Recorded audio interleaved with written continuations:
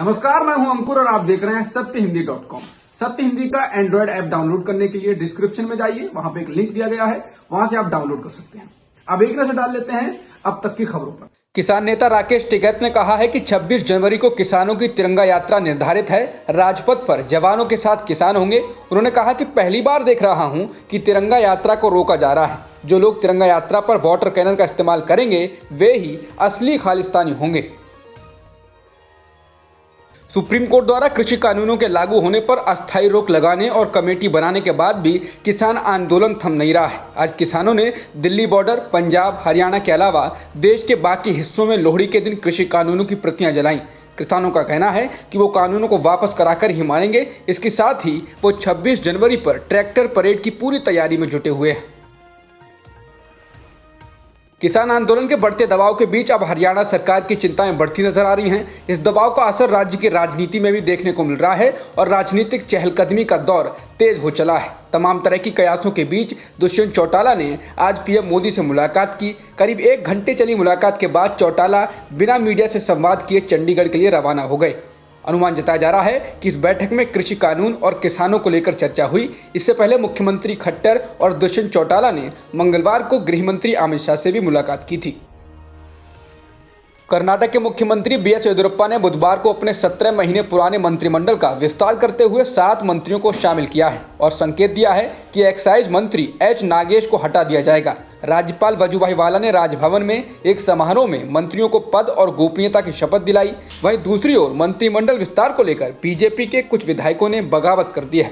Party के विधायक वसंत गौड़ा यत्नाल ने मुख्यमंत्री बीएस येदियुरप्पा पर गंभीर आरोप लगाए हैं। उन्होंने कहा कि येदियुरप्पा को राजनीति से संन्यास ले लेना चाहिए। जो भी ब्लैकमेल करता है या पैसे देता है उसे मंत्री बना दिया जाता है। महाराष्ट्र के सामाजिक न्याय मंत्री धनंजय मुंडे पर एक महिला ने बलात्कार का आरोप लगाया है। इसके साथ ही महिला का कहना है कि मुंबई पुलिस ने उसकी शिकायत नजरअंदाज की है। एनसीपी नेता मुंडे ने इन आरोपों को खारिज कर दिया है और कहा है कि शिकायतकर्ता और उसकी बहन उन्हें ब्लैकमेल कर रही हैं। हालांकि मुंडे ने स्वीकार किया है कि शिकायतकर्ता की बहन के साथ उनके संबंध थे और वे उसके 2 बच्चों के पिता भी हैं। धनंजय मुंडे ने मंगलवार को जारी एक बयान में कहा है कि उनकी पत्नी, परिवार और मित्रों को इस संबंध की जानकारी भी है और उनके परिवार ने दोनों बच्चों को स्वीकार भी कर लिया है।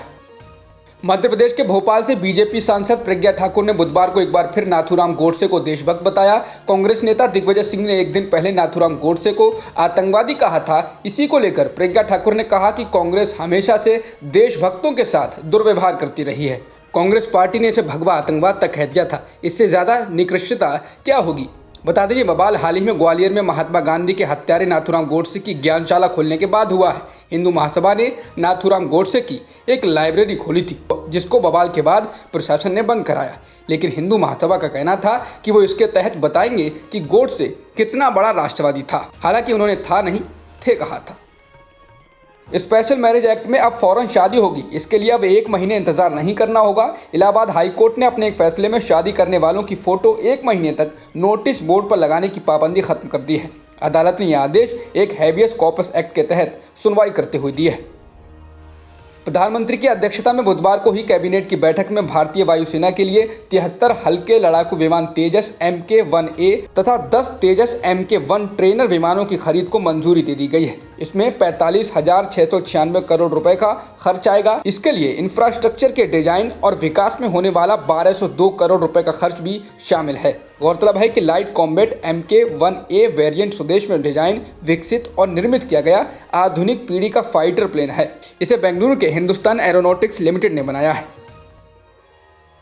उत्तरी और दक्षिणी दिल्ली नगर निगम के अधीन आने वाली सभी मीट की दुकानों, मीट की प्रोसेसिंग इकाइयों, किसी भी अन्य स्थान पर जीवित मुर्गा व मुर्गियां इत्यादि रखने, उनको खरीदने बेचने पर तथा उनके मांस की प्रोसेसिंग, पैकेजिंग और बिक्री करने पर तत्काल प्रभाव से अगले आदेश तक पूरी तरह से बैन लगा दिया गया है। बर्ड फ्लू को देखते हुए निगम ने सभी होटल व रेस्टोरेंट संचालकों को आदेश दिया है कि पोल्ट्री उत्पाद या अंडे न परोसें, वरना उचित कार्रवाई होगी।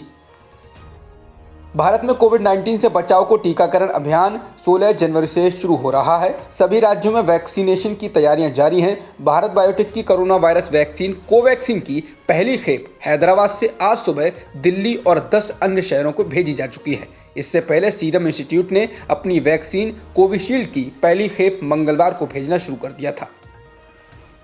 दिल्ली के मुख्यमंत्री अरविंद केजरीवाल ने कहा कि अगर केंद्र सरकार वैक्सीन मुफ्त नहीं देती है तो दिल्ली सरकार जरूरत पड़ने पर वैक्सीन मुफ्त में मुहैया करवाएगी। केजरीवाल ने साथ ही वैक्सीन को लेकर भ्रम न फैलाने की अपील की है। उन्होंने कहा कि केंद्र सरकार और वैज्ञानिकों ने सभी प्रोटोकॉल फॉलो कर ये दवाई लाई है, इसलिए इस पर कोई शंका नहीं होनी चाहिए। दिल्ली सरकार ने 10वीं और 12वीं के लिए स्कूल 18 जनवरी से खोलने के आदेश दे दिए हैं। बोर्ड परीक्षाओं की तैयारियों को देखते हुए यह फैसला किया गया है। पिछले दिनों ही दिल्ली के डिप्टी सीएम और शिक्षा मंत्री मनीष सिसोदिया ने कहा था कि बोर्ड परीक्षा को देखते हुए हम स्कूल खोलने पर विचार कर रहे हैं। दिल्ली सरकार के आदेश के मुताबिक दिल्ली के स्कूल 18 जनवरी से इन बच्चों को बुला सकते हैं, लेकिन इसके लिए अभिभावकों की मंजूरी जरूरी होगी। भारत में एक दिन में 15,968 नए कोरोना संक्रमण के मामले दर्ज किए गए हैं और 202 लोगों की जान भी गई है, जिसके साथ ही देश में कुल संक्रमितों का आंकड़ा 1,04,95,000 के पार हो गया है और मृतकों की संख्या 1,51,000 से अधिक हो गई है। फिलहाल एक्टिव मामले 2,14,000 से अधिक हैं।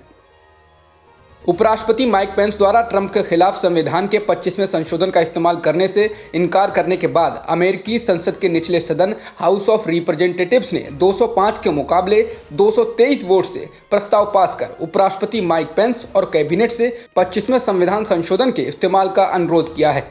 हालांकि माइक पेंस हाउस की स्पीकर नैन्सी पेलोसी को चिट्ठी लिखकर कह चुके हैं कि वो 25वें संशोधन के इस्तेमाल के जरिए राष्ट्रपति ट्रंप को पद से हटाने की इजाज़त नहीं देंगे। इसके जवाब में पेलोसी ने भी कहा है कि वो उपराष्ट्रपति को 24 घंटे का समय देंगी कि वे हाउस का अनुरोध मानते हैं या नहीं। वहीं अगर पेंस नहीं मानते हैं तो इसीलिए हाउस राष्ट्रपति ट्रंप के खिलाफ महाभियोग के प्रस्ताव पर भी आगे बढ़ रहा है।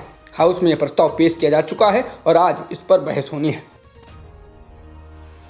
राष्ट्रपति डोनाल्ड ट्रंप को कुर्सी से हटाने की डेमोक्रेट्स की कोशिशों को अब उनके ही कुछ साथी रिपब्लिकन्स का साथ मिलने लगा है।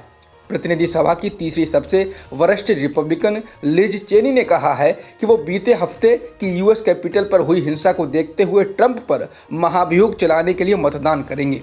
पूर्व उपराष्ट्रपति डिक चेनी की बेटी लिज चेनी ने महाभियोग का समर्थन करने की बात कही। रिचर्ड निक्सन के वक्त के बाद से यह पहली बार है जब राष्ट्रपति की खुद की पार्टी के किसी नेता ने ऐसा किया हो। हाउस के 2 अन्य रिपब्लिकन सदस्यों जॉन कॉटको और एडम किंजनर ने कहा है कि वो भी महाभियोग के लिए मतदान करेंगे।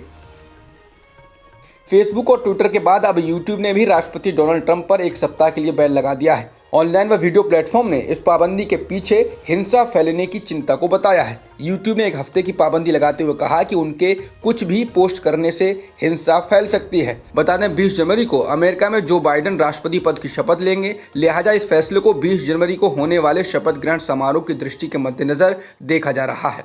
अब तक की खबरों में इतना ही। बाकी खबरों के लिए बने रहिए सत्यहिंदी.com के साथ। सत्य हिंदी का ऐप डाउनलोड करें गूगल प्ले स्टोर पर।